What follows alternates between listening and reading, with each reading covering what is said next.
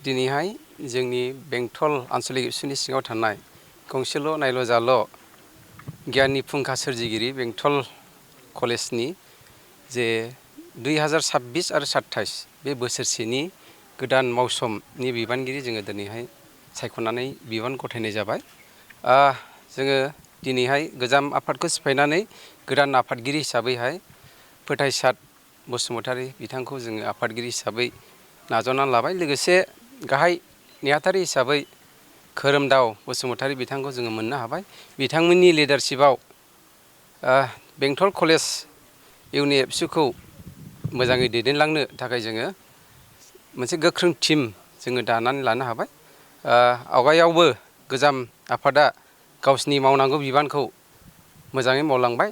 जों आसा थिदों नैबे गोदान बिबानगिरिफ्राबो बेंटल कलेजनि गासै जेंनाफोरखौ लानानै गासै जोंनि ओनसोलाव जेसेबांनाखि बेंटल कलेजाव फरायनाय गथ'फोरखौ लानानै बिथांमोना गियाननि मोनसे मोजां लामा दिन्थिलांगोन। जों बे आसाखौ लानानैनो गासैबो कलेजफोराव एबसुआ कलेज इउनिट हिसाबै दानानै लानो हानायनि खाबुखौ जोङो मोनबाय थादों। देग्लायबो जोङो बेंटल कलेज हिसाबै जोङो गोदान आफादखौ दाना लानो हाबाय। जोङो गोजोननाय दङ बेंटल दख्रा दुलाराय बर' फरायसा हिसाबैहाय।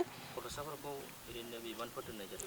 दङ, जोंहा आइजोफोरबो बिबान दङ, एसिसटेन्ट सेक्रेटारि दङ आरो गोबां जोंनि आइजो गथ'फोरखौबो जोङो दिनै बिबान होनाय जादों। बिथांमोनाबो लोगोसे दङ बेंटल कलेज एबसुआवहाय गोदान बिबान मावसोमाव।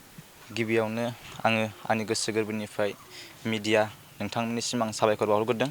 दिनैनि बे जोंनि बेंटल फरायसालिमा, बे बेंटल फरायसालिमायाव दिनै जोंनि बेंटल दख'रा दुलाराय बर' फरायसा आफादनि सिङाव थानायलाय दिनै बेंटल दख'रा दुलाराय बर' फरायसा आफादा जोंनि बेंटल फरायसालिमायाव जोंनि बेंटल फरायसालिमानि सिङाव थानाय साफ्रोमबो फरायसाफोरनि जेनाखि माखासे जेंना जेंगोनाफोरखौ मावनांगौ आरो जोंनि फरायसाफोरनि माखासे आद्रा थानाय खामानिफोरखौ मावनो बिबान आरो बेजों लोगोसे दिनै जोंनि बेंटल फरायसालिमानि सिङाव गोबां जेंना जेंसि जानानै थाङो। दिनै बेफोरखौ फोरमायना होनो बा मावनानै जोंनि बेंटल फरायसालिमायावनो गोबां जेंना नुनो मोनो जों दिनै, जेरै लेखानि क्राइसिस बा माखासे फरायसाफोरनि एडमिसननि बेलायाव एडमिसन मोनै बेफोरखौ रायलायना होनाय, थिग बिदिनो गोबां खामानिफोर थायो। दिनै बेफोरखौ मावनायाव जोंनि इउनिट एबसु जाय दुलाराय बर' फरायसा आफादखौ नांगौ जानायलाय दिनै जोंनि बेंटल फरायसालिमायावबो दुलाराय बर' फरायसा आफादखौ गायसनना होबाय।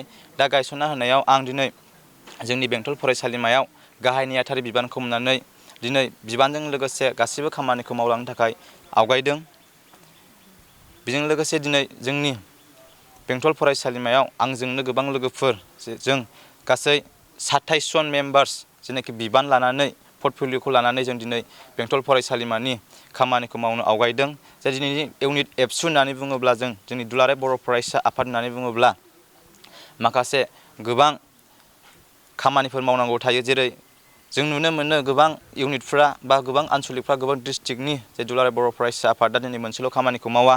दिनै हारिनि, दिनै जाथिनि दिनै गोबां खामानिखौ दिनै दुलाराय बर' फरायसा आफादा मावो। दिनै दुलाराय बर' फरायसा आफादा थिग बिब्दिनो जोंबो बड'फानि आदर्श आरो सान्थौखौ लानानै दिनै जोंनि माखासे एबसुनि जायनाखि आदर्शखौ लानानै जों दिनै दुलाराय बर' फरायसा आफाद, जे दुलाराय बर' फरायसा आफादा दिनै जोंनि बेंटल फरायसालिमायावबो जायगा मोननानै बा जों गासैबो खामानिखौ दुलाराय बर' फरायसा आफादनि आदर्शजों बेंटल फरायसालिमायाव मावफुंलांनो थाखाय आवगायदों।